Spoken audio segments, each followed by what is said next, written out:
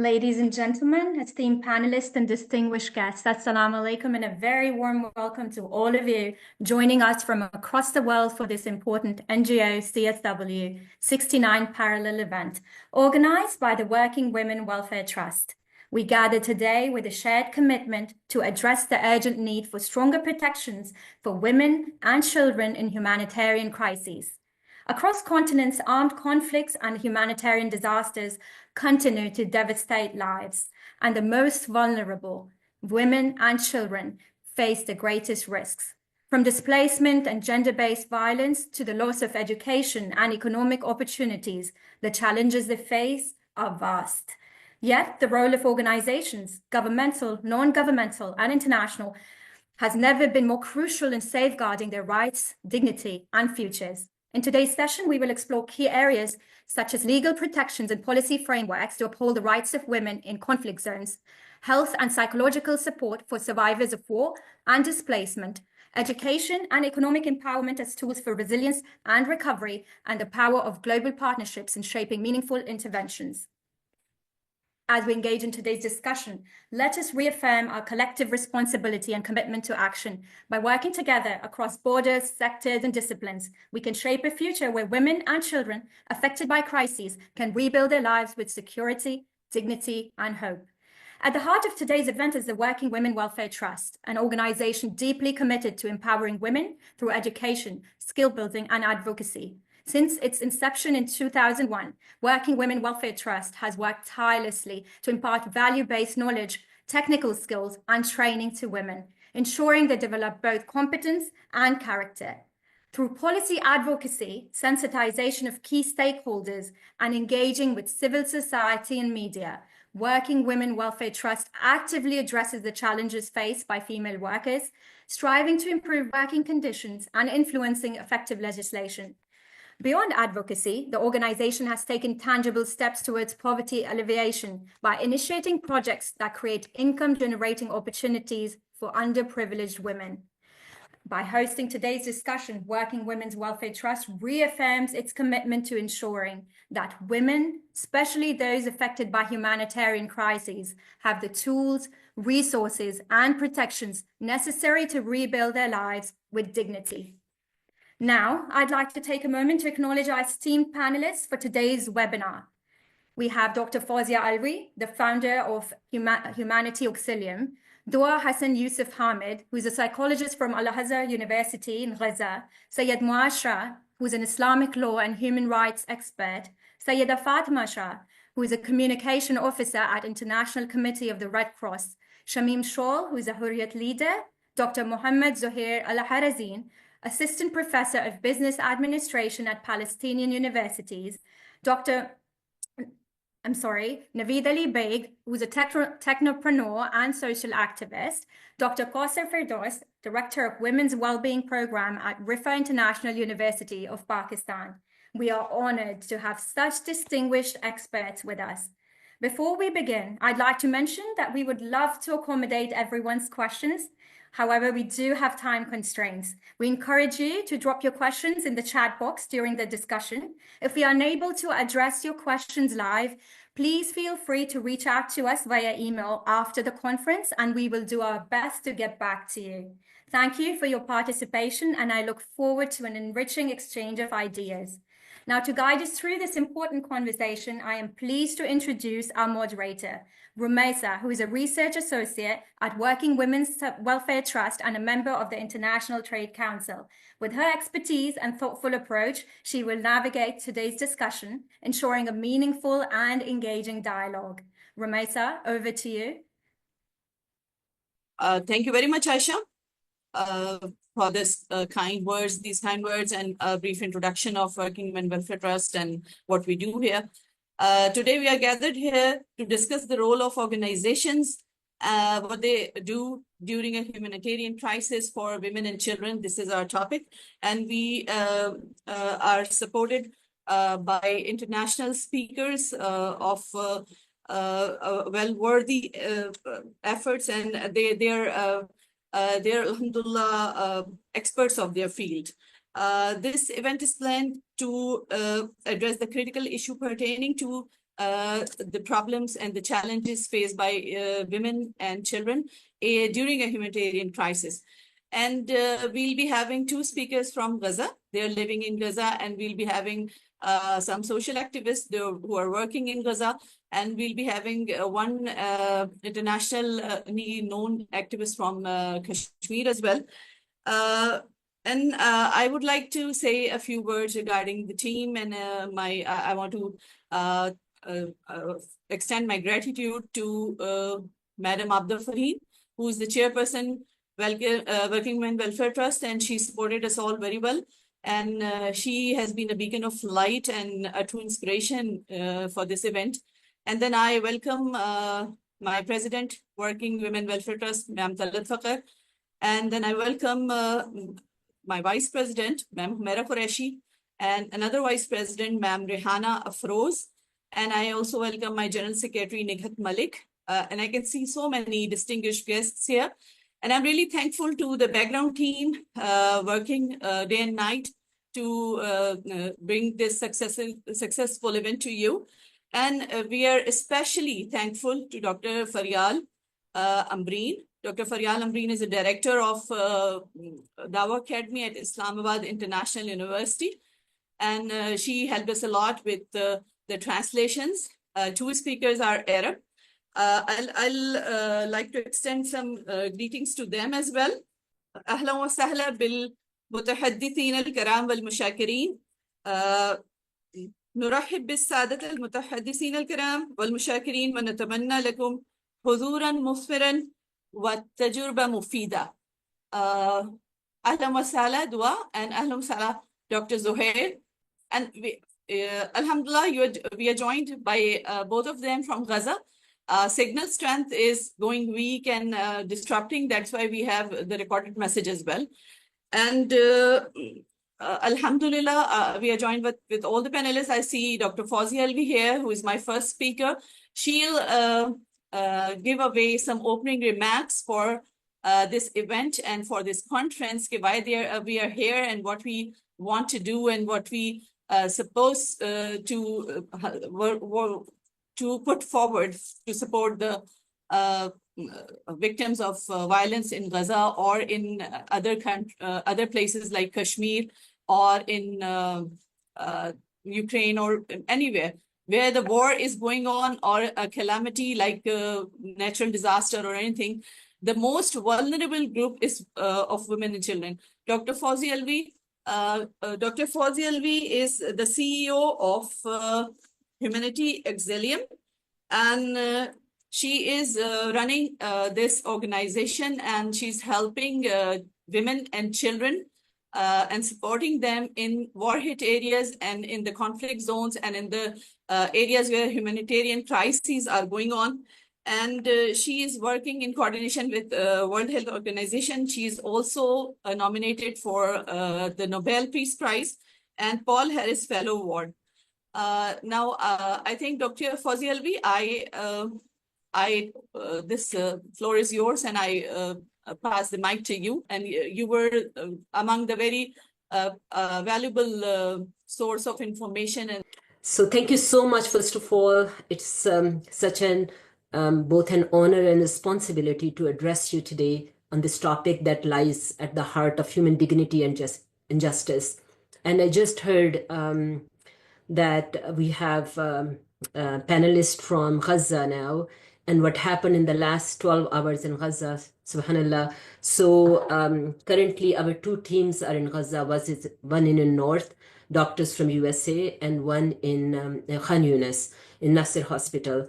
And I was up all night with the WHO because for the evacuation plan. And as you know, we are addressing this important topic, assessing institutional accountability and women and children's rights in the global scenario. My team told me last night that over 400 people who have been martyred, and then about more than 500 injuries. Half of them were children, rest half of them were women. So that let's talk about it. But first of all, I want to extend my thanks to the Women Welfare Trust for bringing us together to discuss this critical issue. This topic is very close to my heart. I will tell you a little bit about myself, that why I'm here today and why I do what I do. I met a girl about 7 years ago in the Rohingya refugee camps. That's the largest refugee camp in the world. I call her, I could never knew her name. I call her girl in the red dress. So she was almost the same age as my daughter at that time. And when I met that girl, she was listening to the stories of her mother, that, how baby brother was thrown into the fire alive, how her mother was raped for 5 days by the soldiers in Myanmar, and how her father's throat was slit in front of her. And she was like 10 and 11-year-old girl, same age as my daughter at that time. So that's the inspiration. So whenever I talk and whenever I tell, the other people that why I'm doing this work, so that girl is still driving me. And last year I was in Gaza. I was the first female doctor to enter Gaza in February of last year. And I want to tell about a woman. Her name was Riham. She was in her early 30s. And when I met Riham, she was a childless mother because she lost all of her children when her home was bombed in northern Gaza. And she lost one of the arm, both of her legs below hips, and one eye. So last year when I met Riham, I was seeing myself in Riham because I'm a mother.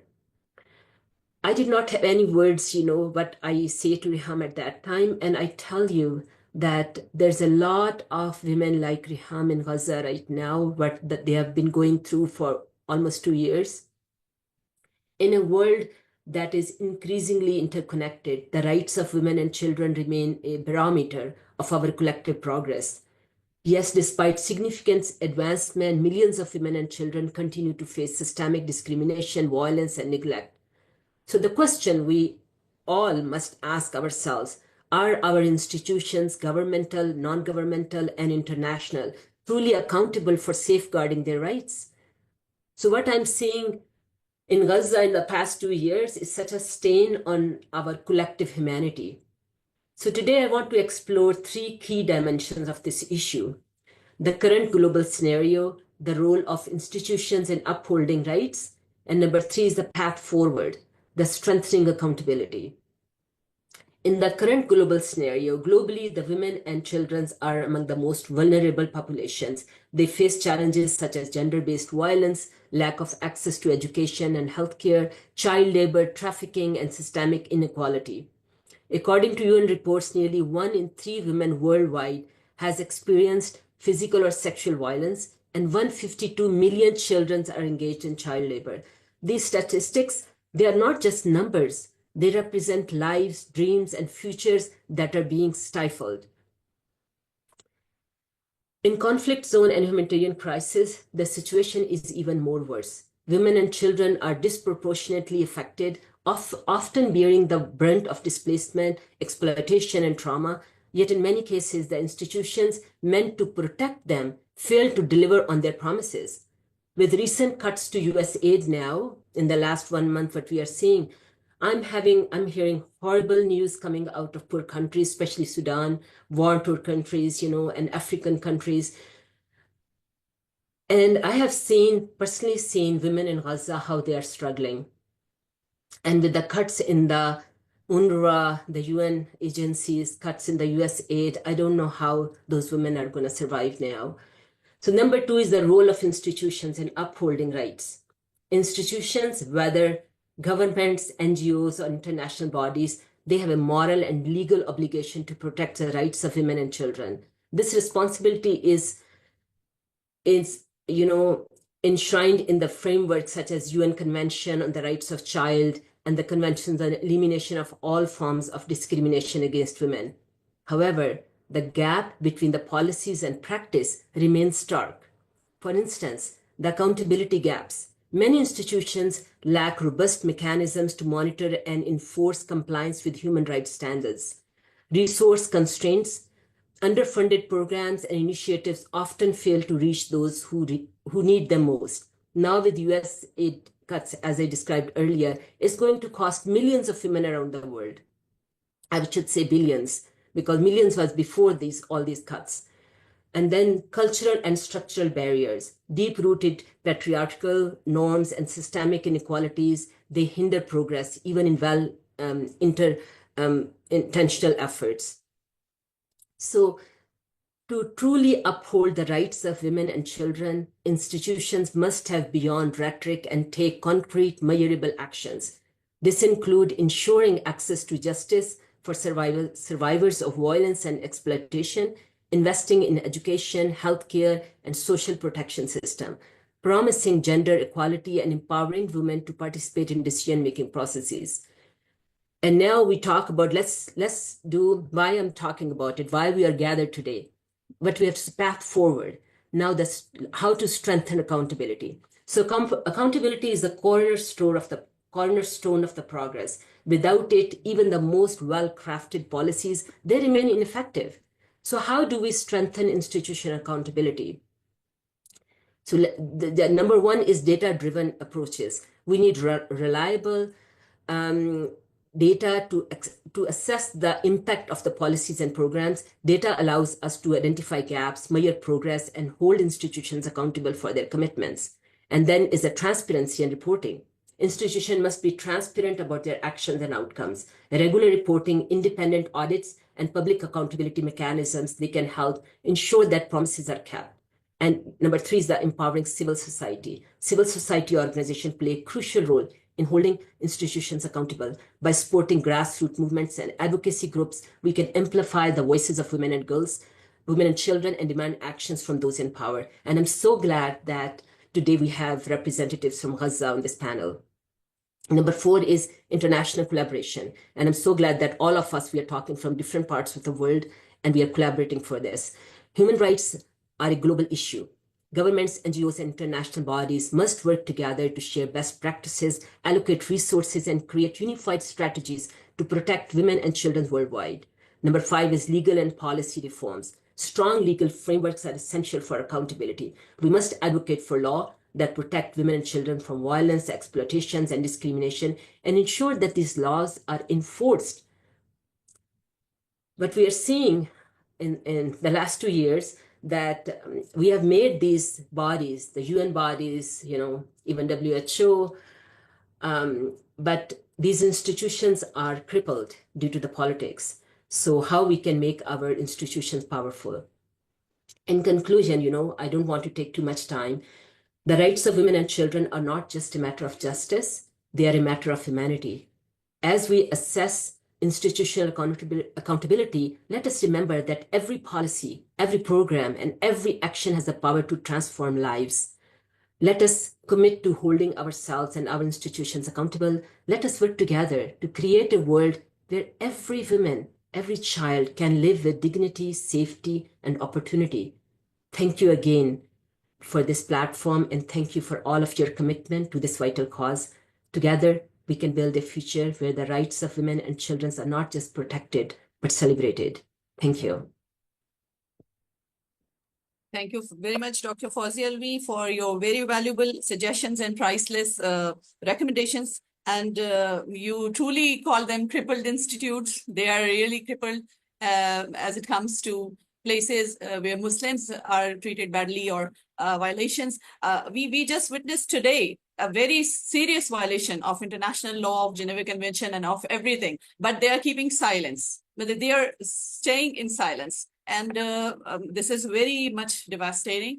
May Allah help our brothers and sisters in Gaza and anywhere they are targeted or they are being killed and they are victims of violence. And my second speaker is Dua, and Dua is a resident of Gaza, and she has joined us from Gaza.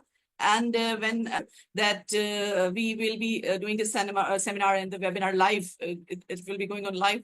She promised to participate, but in Gaza, their condition is very much vulnerable, and they don't know when they have internet and when they have resources to connect to the world, and when they don't have. She is a psychologist from Al-Azhar University in Gaza, and she is running excellently many high-impact psychological projects for children and the elderly women. Especially, she focuses on the elderly women. Now we'll listen to Dua Hamid, her story and her observations during the humanitarian crisis in Gaza. السادة أعضاء المؤتمر الكرام، أسعد الله أوقاتكم. في البداية أتقدم بجزيل الشكر لإحاطة الفرصة بالتعبير عن معاناة الامرأة الفلسطينية الناجية من الحرب. اسمي دعاء حسن أحمد، متزوجة وأم لطفلين، أعيش في قطاع غزة. My name is Dua Hassan Hamid. I live in the Gaza Strip, a survivor of war until now. I'm married and a mother of two. Everything seems terrifying when war is nearby. The sound of bombing becomes the background music of your life, and its absence means something even worse. War has similar rituals, no matter where it takes place in the world. But despite its cruelty and brutality, it doesn't last long, because in the end, the fate of everyone living on the land during any conflict, with or without war, is death. My dream and that of my family was to buy a house, but we replaced that dream with buying a loaf of bread. We traded our life in a house for life in a tent. Oh God, how does life look inside? I suffered a lot and got tired being a woman and a mother responsible for a family and children.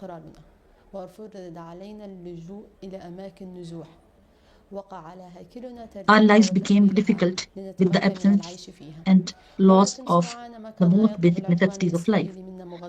Suddenly, with the intensification of bombing and war, we became homeless, fleeing from one place to another. Every place we fled to became a burden on us to arrange just so we could live there. But soon, the Israeli army asked us to leave and move to another place. We moved from living a dignified life to living on humanitarian aid. There are many details that I and many women suffered from during the war. The most cruel was the absence of personal hygiene necessities and the lack of privacy. I lived in a shared tent with my husband's family. We were forced to do so to share the burden of providing for our daily needs. Everything was expensive. Thus, the suffering of Palestinian women continues as they are exposed to psychological and physical violence at the hands of the aggression. The aggression has caused them to lose their identity and live a life similar to that of a slave. Palestinian women are now living under oppressive conditions, living in an occupied country. They have no choice but to endure patience, perseverance, and endurance, which has exceeded their capacity and energy, causing them to suffer a great deal of pain and suffering, imposed on them by the lack of adequate health and psychological care. Palestinian women faced a great deal of suffering in finding health centers due to the difficulty of moving from one place to another and the lack of security and safety. This difficulty hindered their ability to feel secure about their health and that of their children, and the lack of services led to the loss of their lives and the lives of their children. But there is hope. Organizations supporting women's rights are working tirelessly with Gaza's civil society to provide vital psychological support, rehabilitation, and protection from violence. These efforts are a beacon of light in the darkness. Let's come together to support these resilient women. Your help can bring hope, healing, and dignity to those who need it most. I'll call upon Ms. Shamim Shah, my next speaker, and she is a Hurriyat leader of Kashmiri women. Bismillahirrahmanirrahim. Assalamu alaikum. Thank you, organizers, for inviting me in this event for human rights of women in conflict. I would like to say and discuss with you the plight of the Kashmiri women who are at this time under the detention of Indian army, the arbitrary detention of innocent Kashmiri women, the political leadership, the social workers, the common women in different Indian jails, especially in Tihar jail, and they are without trial. And these include Hurriyat leaders, Asya Indrabi, a very innocent young girl, Fahmida Mirza, and Nahida Nasreen, and others are the common Kashmiri women who It is a long list of dozens of women. I can say a few names: Tabassum Makbool, Anjum Yunus, Ishrat, Nagina, Sardara Begum, Munira Begum, and Zohair Rashid, and dozens of others who are being politically victimized and being for advocating the right to self-determination to the people of Jammu and Kashmir. They are very innocent, but they are subject to inhuman conditions, denied medical relief, and used as weapon of war to silence the Kashmiri peaceful movement. There is another case of a girl. There are a few cases which I want to discuss with you, like case of Syeda from South Kashmir, who's a symbol of resistance. She was shot by government forces during the demonstration. Her injuries were falsely documented as a self-inflicted fall to abstract legal action, and then she was wrongfully imprisoned for 2 years, highlighting the broken legal system and rampant police repression. When we say that we will demand the justice for these girls, on the other hand, we have the legal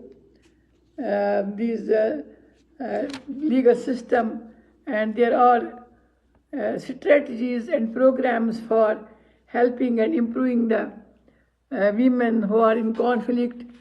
They are protecting their rights, but on the other hand, we are seeing that India is not,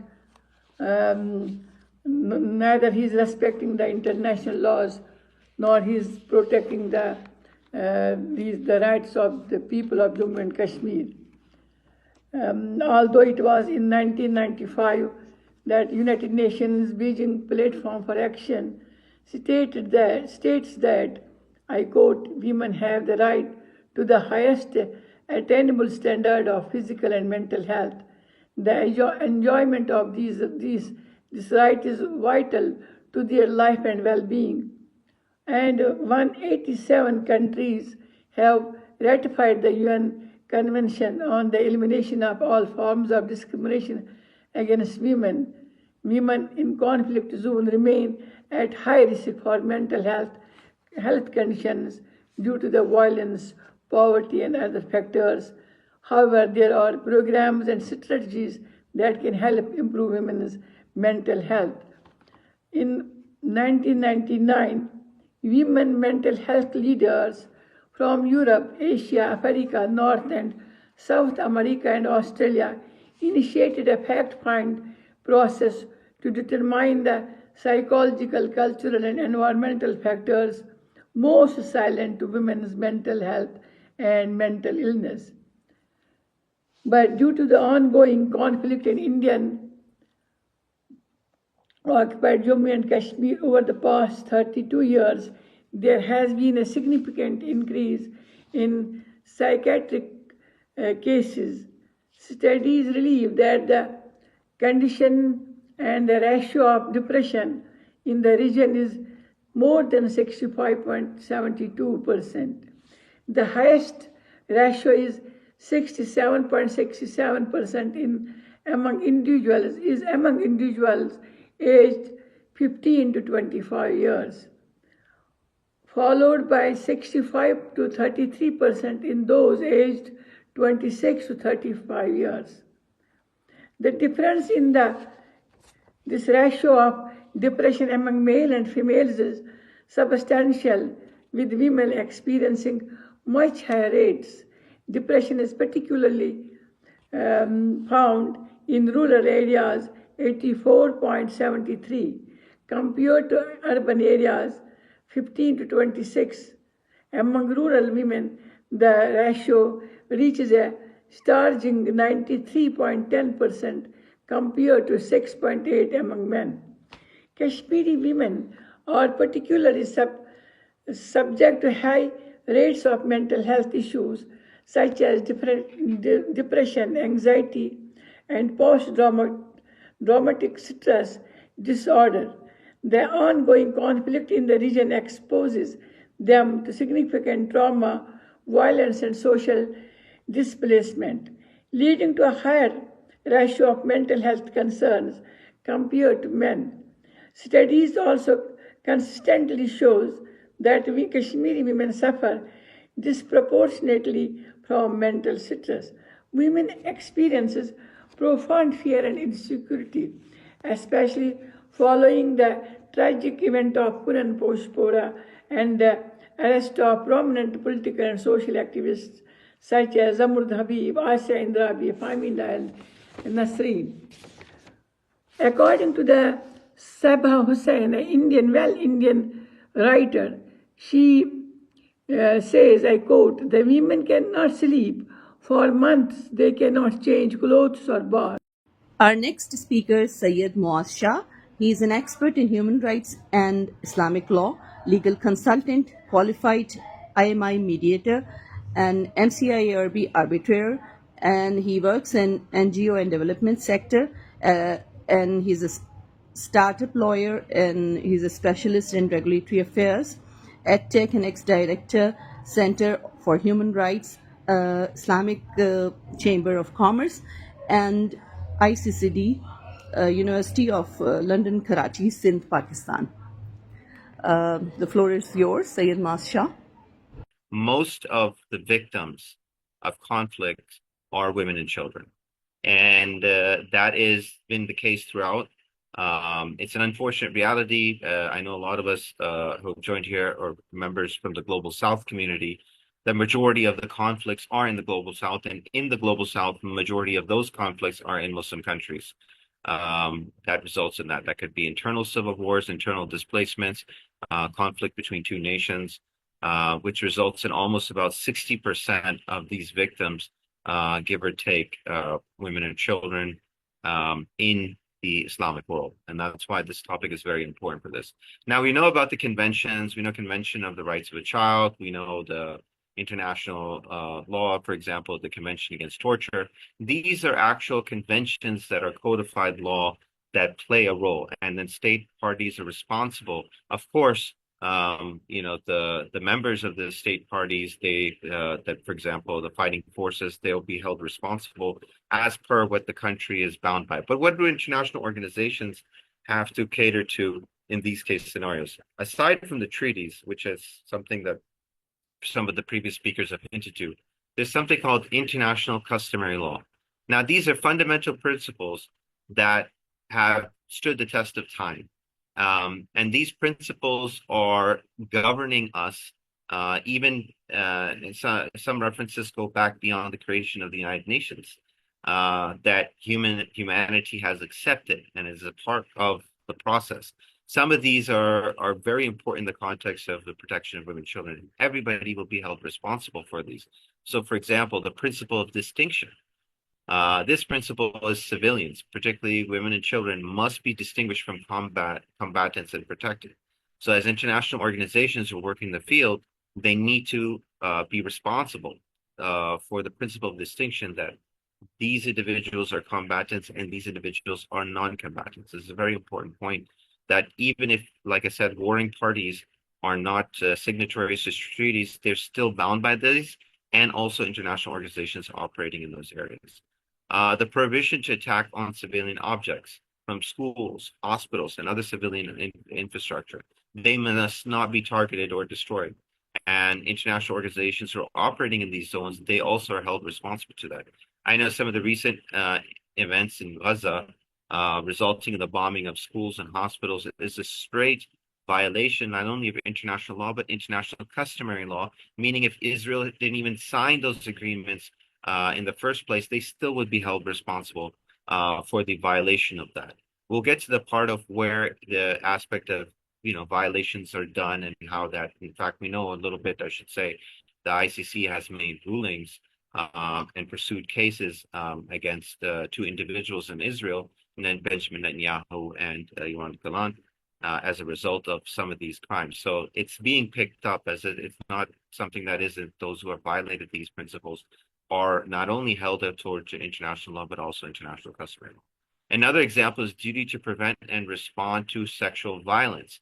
Now, this is basically any as you know, the acts of sexual violence, the potential for that to occur in conflict zones increases quite significantly because the normal protections that are there when there's peace, the domestic protection mechanisms break down.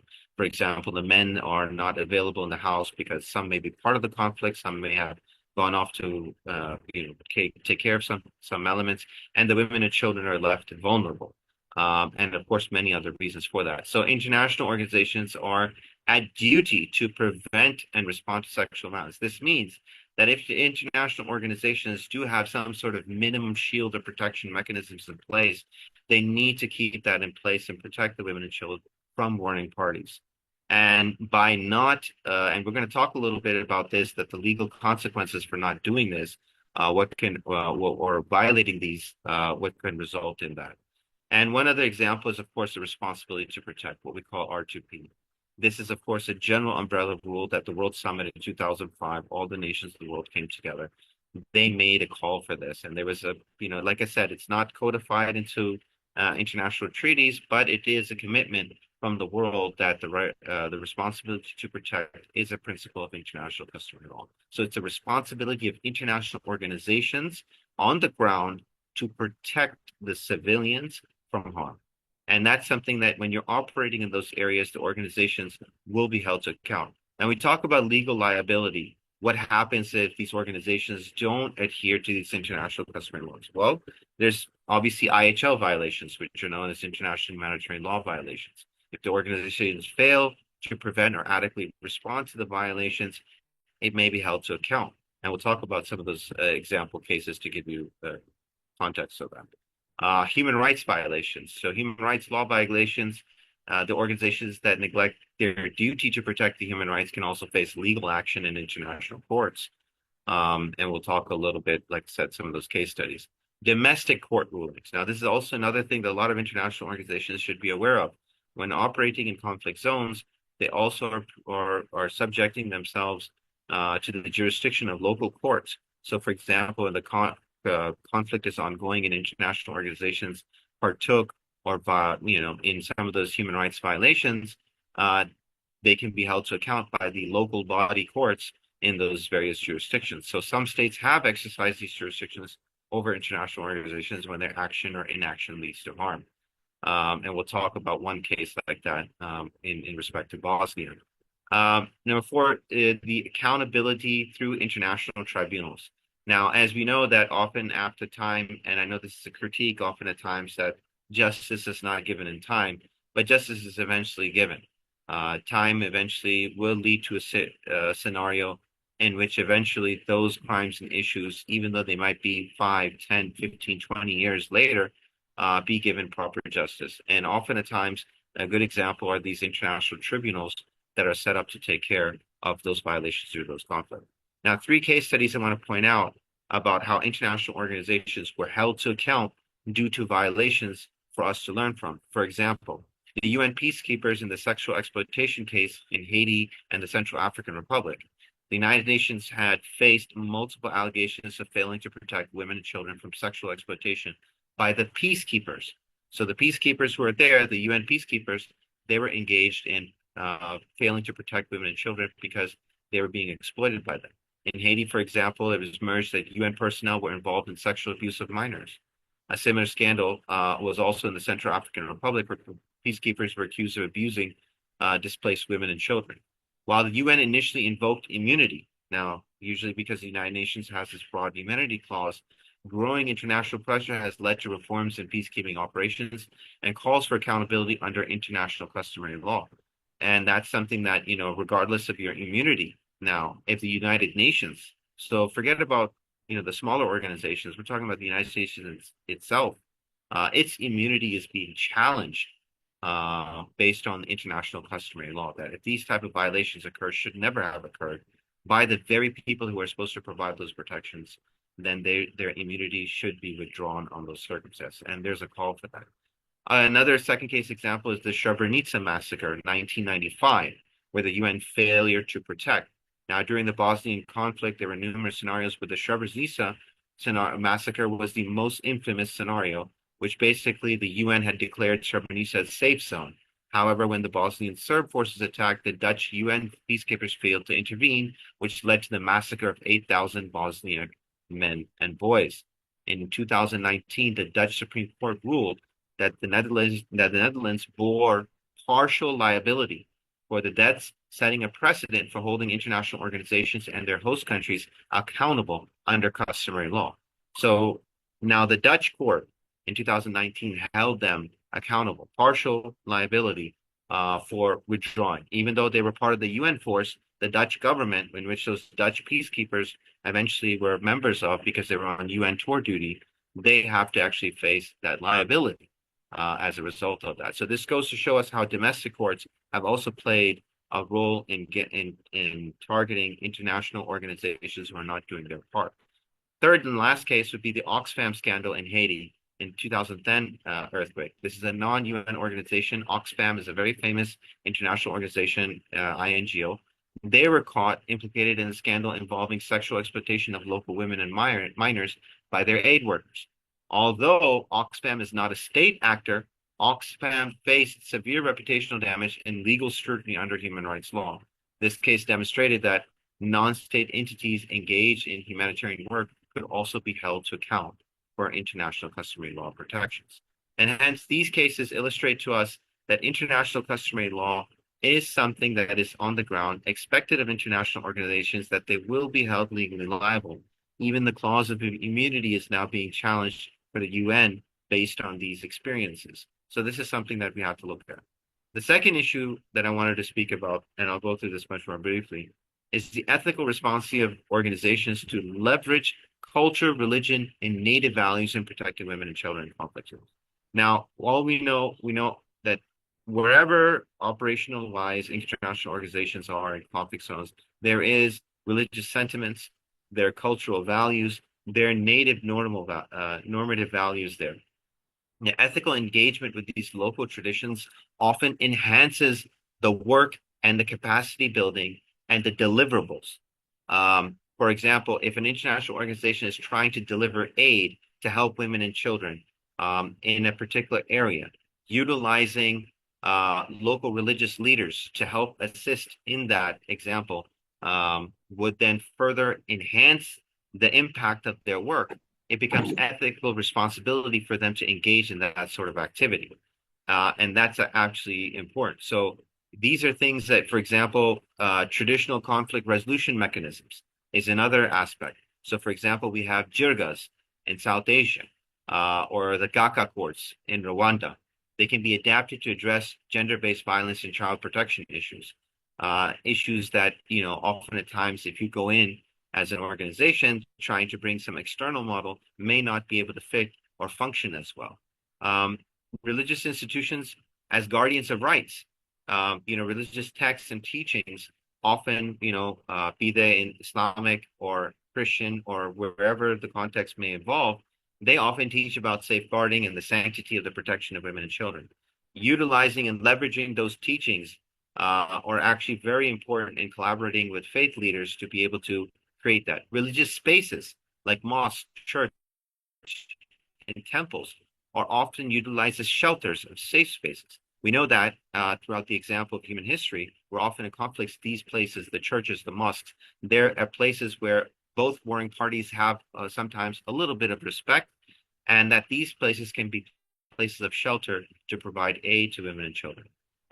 Indigenous practices for child welfare and women protection are very important. So, for example, indigenous communities have protection kinship structures, mechanisms. So you have an abandoned child, right, trying to locate a family member that the child would be more comfortable with, the family would be able to take care of, an uncle or an aunt. For example, this is what was going on in Syria with all these Syrian orphans.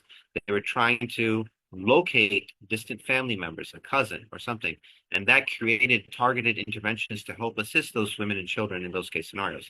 Some native traditions emphasize restorative justice over punitive measures. So, restoring justice, allowing, for example, the rehabilitation of child soldiers and survivors of gender-based violence, that manners that align with local beliefs. So, for example, instead of being re-traumatized or, by the very same society, we need to be able to look at what are those mechanisms to reintegrate those people back into those local communities. And child soldiers is a big thing. These children who go and are forced into combat and then are taken out of that combat had a very tough time trying to reintegrate into the community. So leveraging those local contacts is extremely important. I'm just getting to the last part. I think just we'll get to the post aspect to it. Ethical considerations for international organizations, which is very important. Avoid reinforcing harmful practices, engage local voices, respect autonomy and self-determination, and prevent instrumentalization of religion and culture.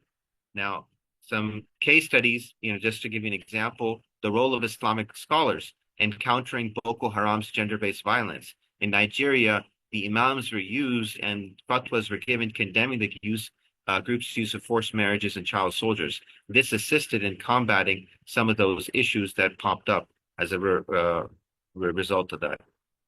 Yes, I'm almost done, just very briefly. For example, the use of traditional justice system in post-Rwanda, was always the GACA courts were very helpful in for addressing the crimes against women and children. Partnering with indigenous healers in Colombia, for example, to support child soldiers. This is where you had international NGOs working with Colombia, partnering with, for example, the Catholic leaders and trying to reintegrate the children back into the society. So hence international organizations' importance to that. So just briefly, I know this is my last point, is I just want to emphasize that the Organization for Islamic Cooperation represents 57 member states. It's the second biggest organization outside the UN that actually focuses on protecting women and children on that scale as well. And one of them is the OIC Covenant for the Rights of the Child in Islam in 2005 that recognized children's rights in Islamic aspect, emphasizing the need for education, healthcare, and psychological rehabilitation of children that are affected by war. The OIC Plan for Action for the Advancement of Women, OPAAW 2016, outlines commitments to combat gender-based violence and ensure protection of women in armed conflict, and calls for the legal and institutional reforms in member states. There's a resolution for the rights of Palestinian women and children under Israeli occupation. And of course, the OIC humanitarian programs and collaborations with international bodies plays that. For example, the OIC's Islamic Solidarity Fund allocates resources for rebuilding schools, healthcare facilities, and safe spaces for women and children in war zones. And of course, OIC's response to the Rohingya and Afghan crises have also been noted. That's it from my end, and I hope to hear from the rest of the participants on this very important topic and how we can effectively impact and help understand the space on organizations' impact on protecting women and children in conflict zones. Thank you. Thank you very much, Syed Muaz Shah. And you shared your experience and some important case studies with us.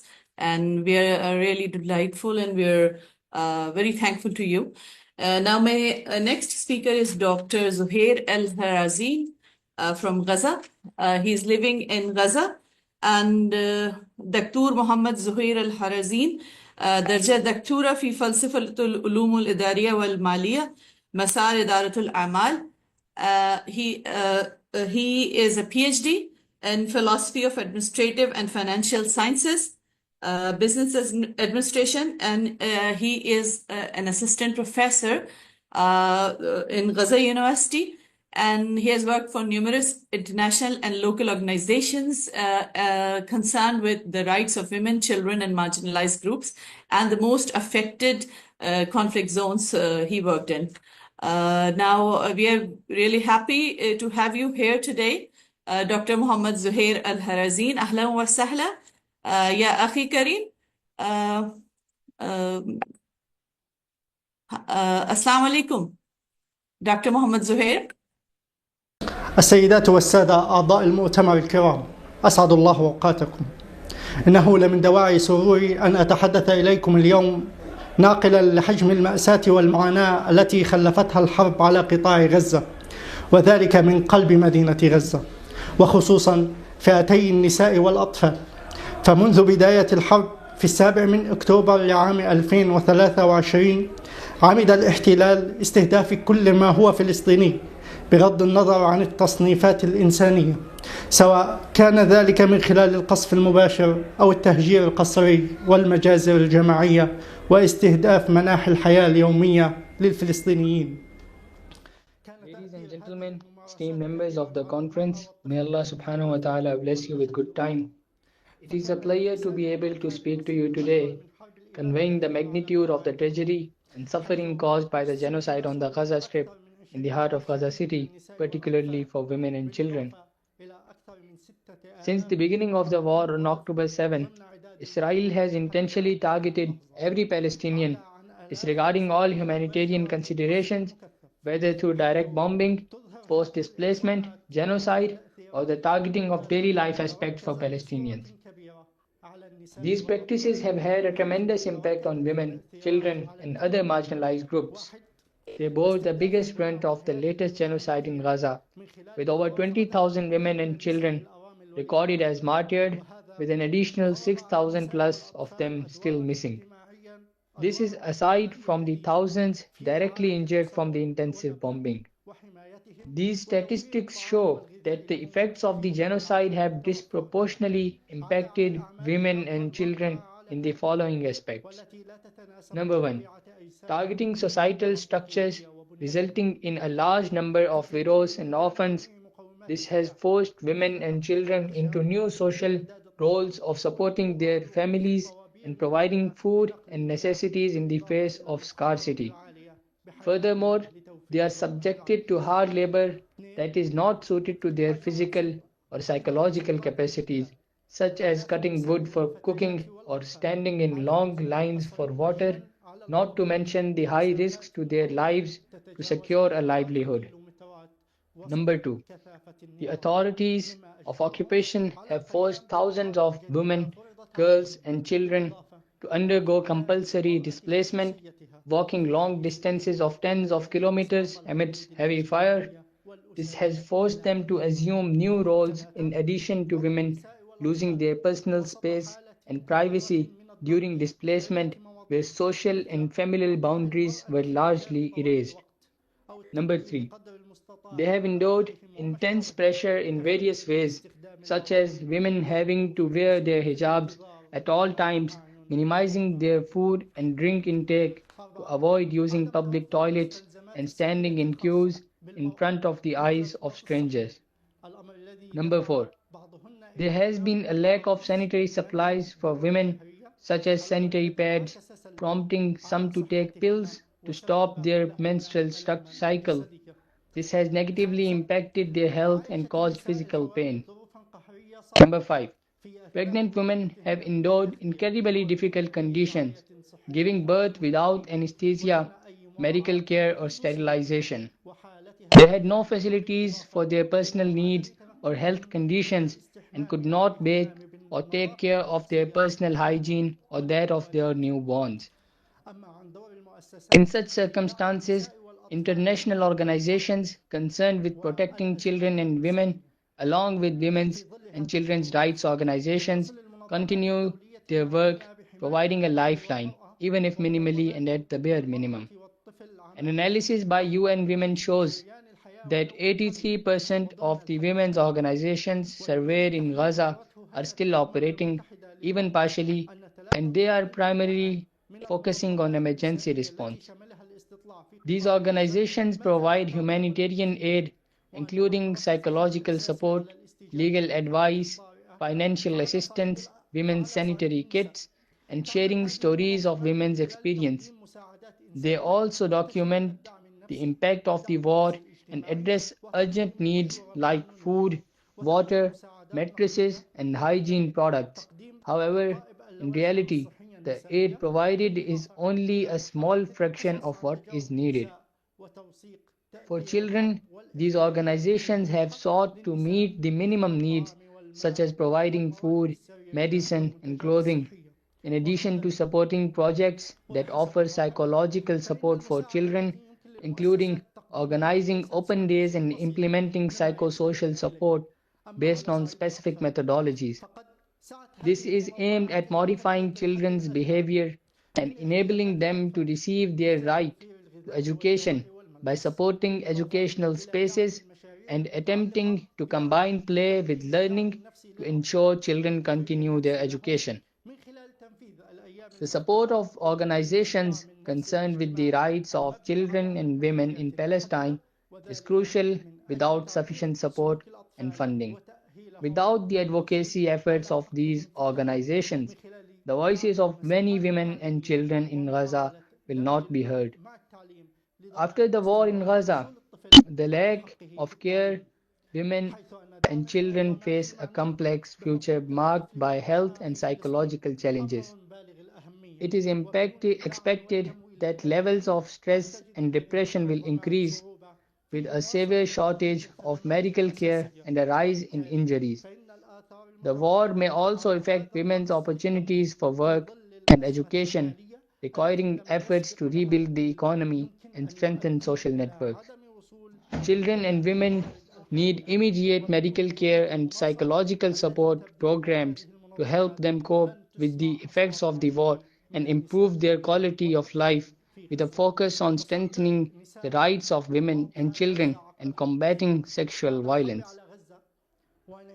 The recent genocide in Gaza has shown that women and children have been primary victims of violence and targeting. The continued racial targeting and severe violations of their rights clearly show how their identities and bodies have been horrifically distorted. Therefore, enhancing the role of civil society institutions, especially those working on women's and children's rights since the beginning of the war, is imperative. Strengthening partnerships and coordination with international agencies and UN agencies to ensure the full integration of gender-related issues in all humanitarian relief of efforts is also crucial. Thank you very much for your views and your experience and your direct observation of Gaza. We are really thankful for your insights and for your sharing of your priceless information and your suggestions and whatever you bear. May Allah help you in the cause and keep you upright till the end. Thank you very much for your sharing and your contribution to this conference. Jazakallah khair. Now I would like to invite my next speaker, Syeda Fatima Shah from ICRC. She is a communication officer at International Community of the Red Cross, and she'll be sharing her own experience and her observations that how the organizations, national or international, governmental or non-governmental, they work in the fields for the protection of women and children. Thank you very much. Syeda Fatima Shah, over to you now. Assalamu alaikum. Thank you very much. Can I ask that if the slides could be played so then I can go over them and share my insights? Okay, kindly share the slides. Can I do it myself? Yeah. Okay. I think you can share. I'll just send you the request. Okay, you're allowed to share now. Okay, thank you. So, first of all, thank you so much.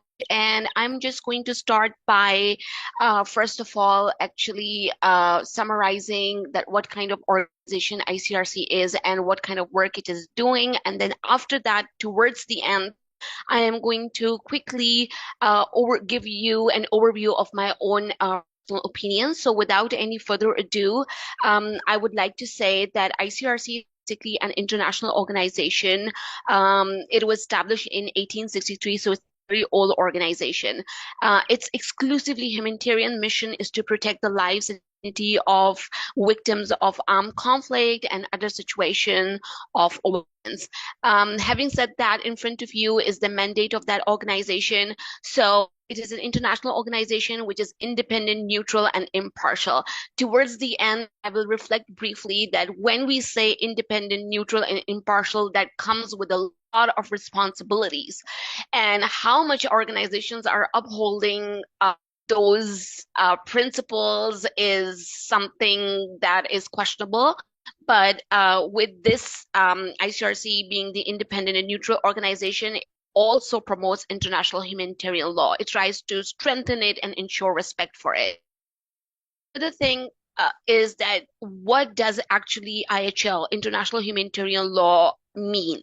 Basically, this is the law, most but this is the law of war and law of armed conflict. So even in of war, there are certain rules, such as not to attack civilians or civilian infrastructure. Includes hospitals and schools and places of worship.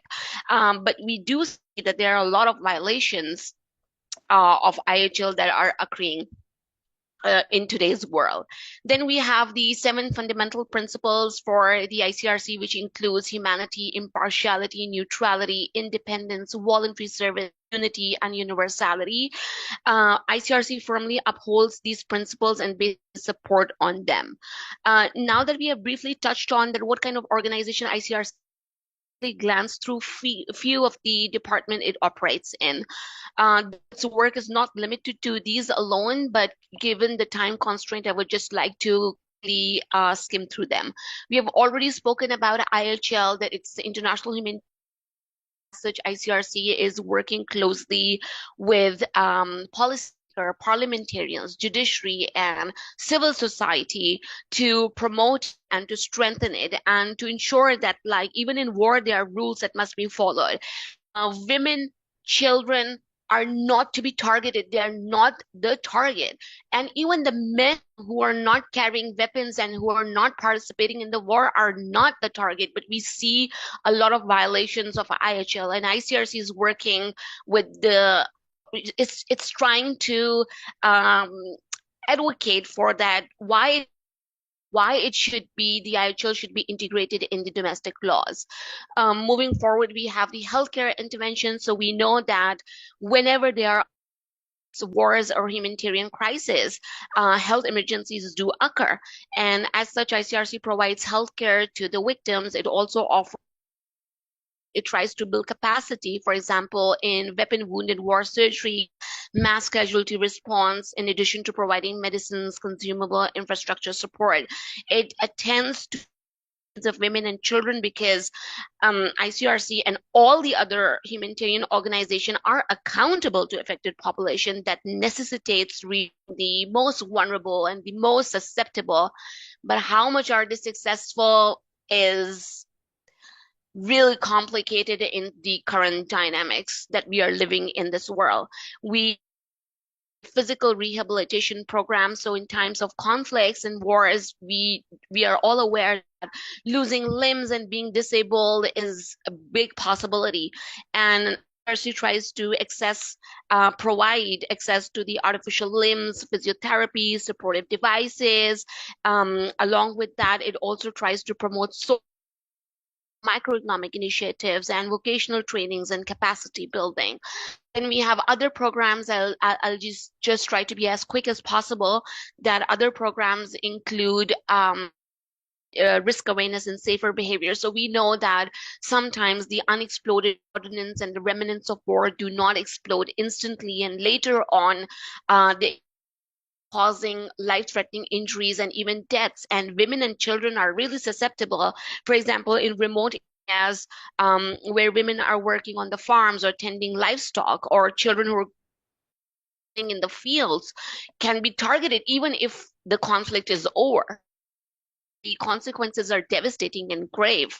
And then we have restoring family links, through which this organization ICRC aims to been separated because of humanitarian crisis and emergencies.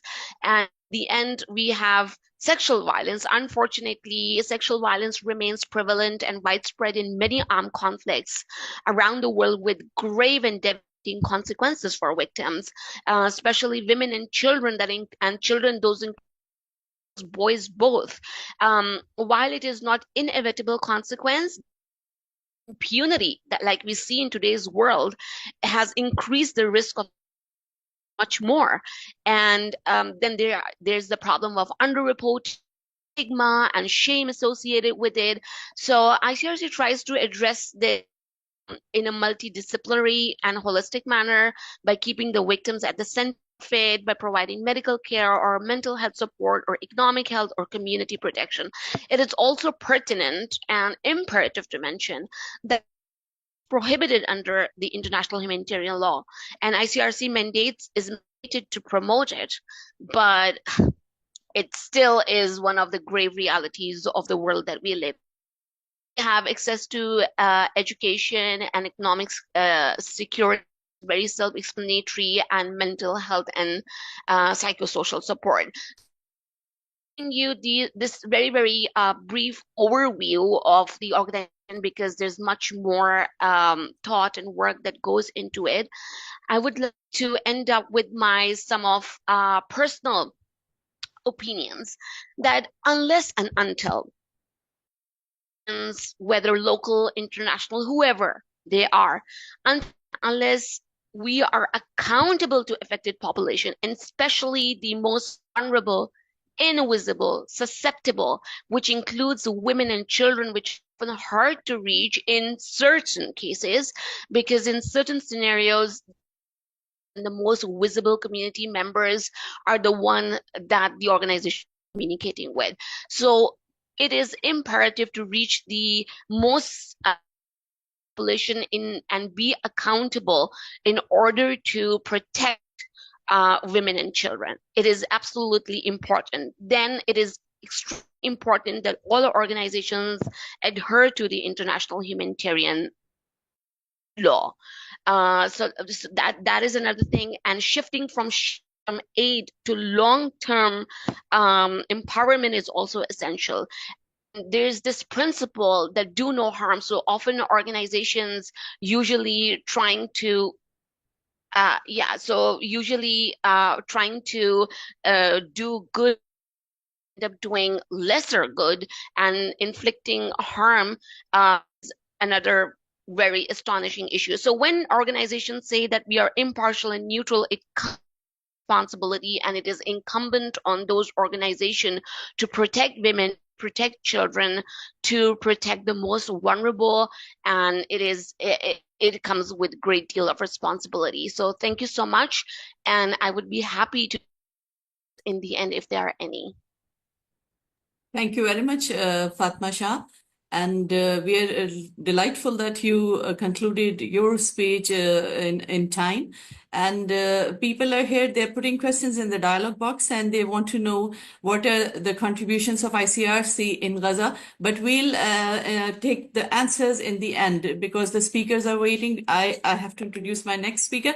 We are really thankful for your insight and for your data providing and your very good contribution to this conference. Thank you very much. Now, my next speaker is Dr. Kouser Firdous. She is a captain retired from Army Medical Center, and she is now an advisor to Vice Chancellor for Women Wellbeing Program, Faculty of Social Sciences, Rifai International University, Islamabad, Pakistan. And she is a very active member, and she's a leader in IMU. IMU is International Muslim Women Union that was established in 1999, and having branches in Africa, Arab world, Asia, and Europe. It's an international organization. Aim of this organization is directing and guiding Muslim women and linking them to women of world to work together to achieve progress in all spheres of life. IMU members have been joining UN CSW68 since 58th conference. They are joining, and almost regularly since CSW 58 UNHRC Geneva to talk for rights of Kashmiri women, Palestinian and Sudanese women. Conference was arranged by UNICEF, UNESCO, and ILO attended. We have been working to raise the awareness, assistance to combat local and national disasters and affecting women and children. They are focused on the calamities and the consequences of those calamities on women and children. We are really honored to have you here, Madam Dr. Kouser Firdous, and she's representing IMU as well. And she is herself a beacon of light and a very true source of inspiration for us in this cause. Thank you very much for being us and for joining us today. And now the floor is yours. I transfer the, kindly unmute her. We'll listen to her views and her work. What do you want to share? Thanks a lot. I can share my screen, I will, and I will start talking. Bismillahir Rahmanir Rahim, and Assalamu Alaikum to all of you who are sitting till now to attend this parallel event. Many thanks and prayers for Working Women Trust for organizing this important event at this crucial time and moment. The title of this talk, Assessing Institutional Accountability, the Role of Organizations in Protecting Women and Children During Humanitarian Crisis. We have listened a lot, mashallah, from very honored speakers, their experiences and what they have been working, where they have been working and what were their achievements. I will just go over role of organizations, challenges to organizations, and then how the accountability could be assured very quickly. As we know all, and we have been doing, whoever is a member of any organization, provide basic needs and essential services, protection from violence and exploitation is the second role.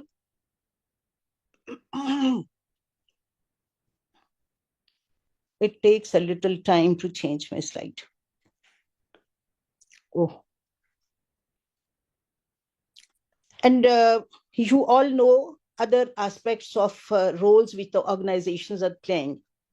The key organizations which are working are international NGOs and agencies and local and grassroots organizations.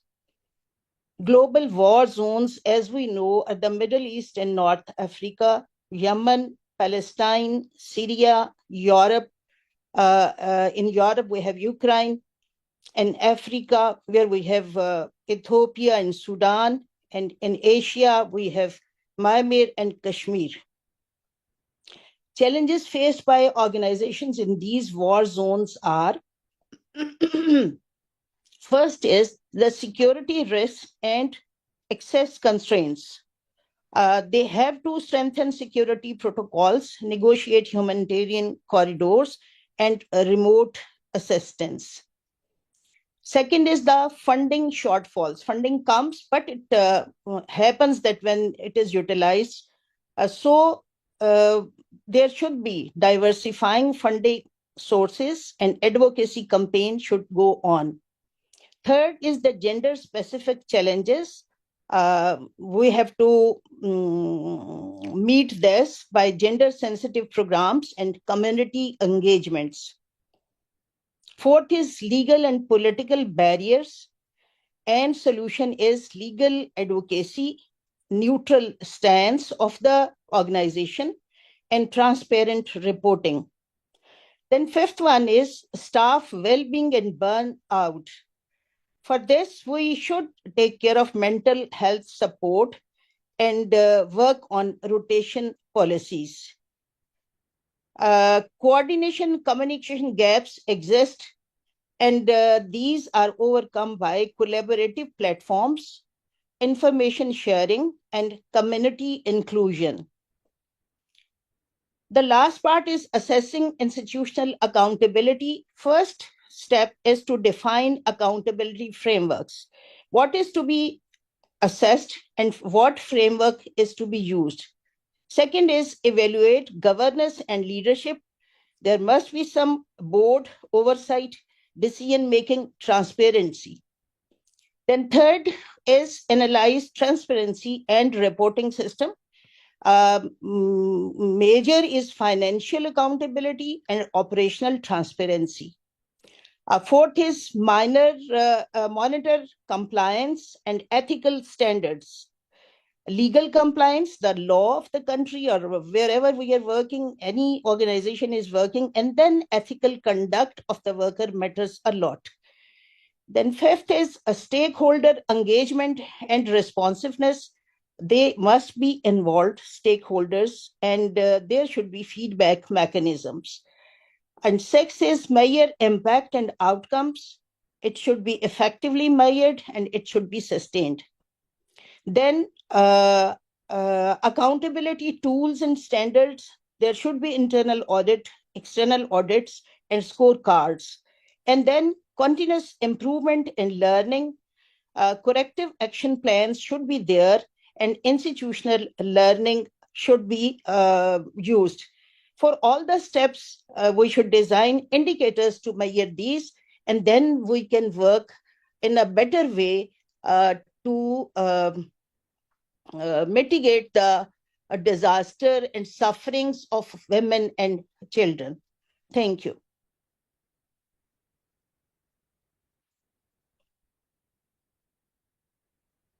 Thank you very much, Dr. Kouser Firdous, for being here and sharing your views and your valuable insights regarding the issue. And now I would like to introduce my next speaker, Mr.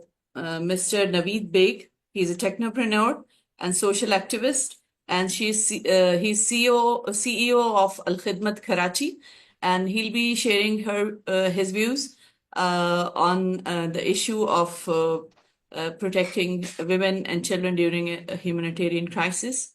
Can you listen to me? Can you hear me? Absolutely, I can. Okay, Definitely. thank you. Now it's Yeah. over to you. Yeah. We are here to. So I hope you're able to hear my voice as well. Yeah, So, very well. Auzu billahi minash shaitanir rajim. Bismillahir rahmanir rahim. Thank you very much for presenting this opportunity and being hearing about the topic from across the world. I believe people have been, expressing their situation which they are facing, and it has been heartbreaking, at times gut-wrenching, to listen to the stories that we keep receiving from the conflict zones. And it's very difficult to, stay in a balanced frame of mind after going through all that. Nevertheless, I will try and speak about the topic as much and as well as I can.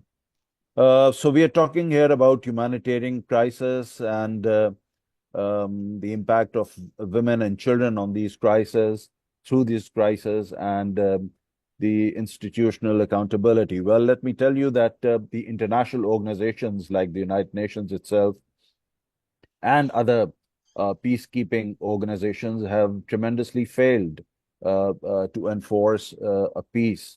Even after a ceasefire, war again has broken out and blatantly violating all international norms and standards and laws. They have started, bombing the helpless women and children and people of Gaza. So this is a very, very grave situation. We need to understand the enormity of this situation. And look at some of the other crises happening in the world. Look at in Sudan, it has already started. I met the ambassador of Sudan, and he was explaining that the situation is very, very vulnerable and very bad. Look at Kashmir. We heard our sister, and she was telling about the atrocities being perpetrated there. And of course, there's Rohingya Muslims. The largest refugee camp in the world is of the Rohingya refugees in Bangladesh. So, I mean, wherever you go in Yemen and other places, the Muslims are being targeted.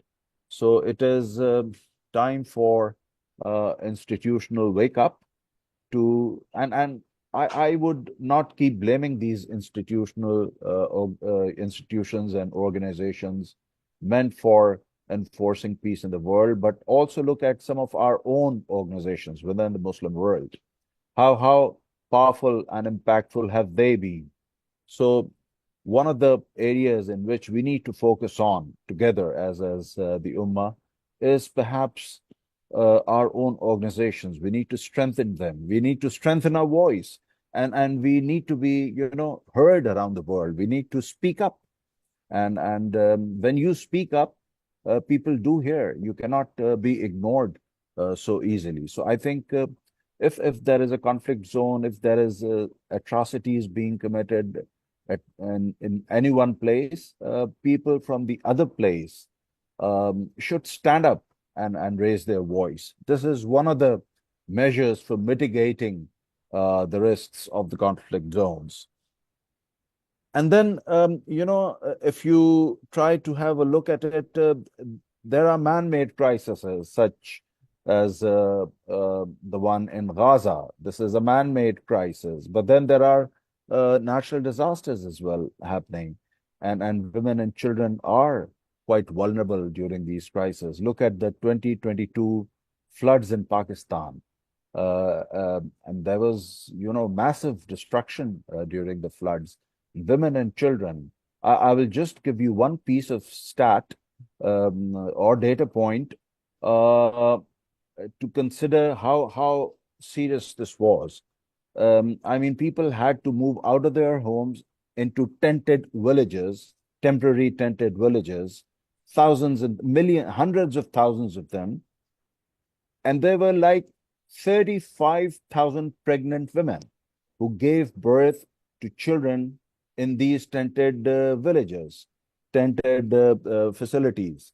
So this is itself a disaster. So at Al Khidmat, we were trying to, provide them relief, but this is something that we should all consider as one of the areas where we need to provide rescue and relief. So I think when we talk about crisis and when we talk about disasters, there are at least 3 P's that we need to focus on. So the first P is prevention. We should go the whole 9 yards in trying to prevent a conflict. I mean, whatever can be done should be done and needs to be done in order to avoid a conflict. But if a conflict does place due to the intransigence of the perpetrator, I think then it comes to the second P, and that is the preparedness. You need to be prepared to face the challenge. So for preparedness, I think there are a number of measures and steps that you can take and be prepared to face a disaster or a national crisis. And then the third P is perform. Whenever there is, a situation, you need to perform using all your preparedness. I think the people of Gaza has demonstrated an absolutely outstanding performance in providing the resilience, in providing the resistance to the atrocities that were being committed by Israel. So what needs to be done? What should we be doing as human beings who are concerned by this situation? I think one of the things that we need to do is to understand how we have performed in previous crises. So we should do some studies. There should be some good studies, some case studies on how we have successfully been able to provide relief and succor to people who have been in conflict zones or in disaster zones. Okay, so I think if this is like institutionalized and readily available repository of information is available, everybody could get benefit out of it. Then, of course, there is a platform, there needs to be a platform such as this one, where we could share experiences with each other. We should, explain how in a particular situation we performed. As I gave you the example of the floods, where we, provided relief through mobile medical units and stationary medical units within these tented villages in order to provide, the necessary medical facilities for the pregnant ladies. So, I mean, these stories should be shared, and one should learn from the other how they have coped up with this situation. Then somebody talked about a data-driven approach. I think this is an extremely important and critical point. there needs to be a repository of data, so that we can gather information out of it, do our own analytics. What kind of facilities do you need? How many hospitals would you need? How many beds would you need? How many doctors would you need? How many everything that you would need for these situations? So there needs to be data available, so that we are able to comprehend the such situation and develop a response. Okay, so and with the kind of tools that are available these days, me coming from a technology background would readily mention about the AI model, the analytic tools that are available that will help you in assessing a situation and developing a framework and a model where you can provide relief and succor. The next item on the agenda should be for collaboration. You can't do everything alone. You need to collaborate. You have to collaborate. Even if you are very big in a crisis, you need to collaborate. Even without a crisis, you need to collaborate. So this is the best thing that you can do. And forums such as this one can help the collaboration effort, people getting to understand each other's requirements and collaborating with each other. So collaboration and a system for such collaboration should be in place. And the next item on the agenda, I think, is a very, very important one. I have underscored it twice to highlight it. That's training. I think next to the preparedness, I think the training is extremely important. If you are well trained to face a disaster, there should be no problem. If you are ill prepared, it will be a crisis. It will definitely be a tragedy, and you will not be able to provide relief, rescue people out of it, provide them relief. Okay, so the training helps you overcome these challenges. So, and lastly, I think, last but not the least, I think being Muslims, we should strengthen our iman through sabr and taqwa. This is the spirit with which we will need to work in order to, and I would take a lead from the beautiful role that the Ghazans have played. Look at the faces, two of them were presenting to us. Look at their faces. They were beaming with iman. They were beaming with sabr. I think we should take a cue from them. We should learn from them. Without that, there is absolutely no end in sight. We will not be able to perform. So I think this was my recipe, and I've shared it with you. I hope it was worth it, or maybe it could contribute to something helpful in this effort. I really appreciate everybody's input and the Working Women Trust for putting together this conference. Thank you very much, and Khuda Hafiz. Thank you very much, Naveed Baig Sahab. And you shared a very deep insight regarding the data sharing, and you put up and put forward some very valuable points, like knowing is the first step, and then preparedness and the performance and resilience. And repository of data is a very good idea, and using AI tools for assessment of the institutions, and the accountability can be done through the technology and collaboration. You reinforced on that, and thank you very much. This is a very valuable contribution to the conference. Now, last but not the least, I'll call the chairperson, Working Women Welfare Trust, Madam Abda Farheen, for putting forward the recommendations of this conference. And let me introduce her to a bit. She is the chairperson of Working Women Welfare Trust and social activist, and she is an editor of a research journal publishing biannually from Islamabad. And she is ex-coordinator of Pakistan Institute of Human Development and NGO facilitator. Ma'am Abda Farheen. Thank you and Jazakallah Khair Rumesa. Bismillahirrahmanirrahim. Assalamu alaikum, all of you. As we conclude this impactful discussion, we extend our sincere gratitude to all esteemed speakers and participants for their valuable insights and contributions. Your dedication to educating for women's rights, humanitarian aid, and social justice is truly commendable. The knowledge shared today will serve as a foundation for actionable change, fostering a world where women and children are protected, empowered, and given equal opportunities to thrive.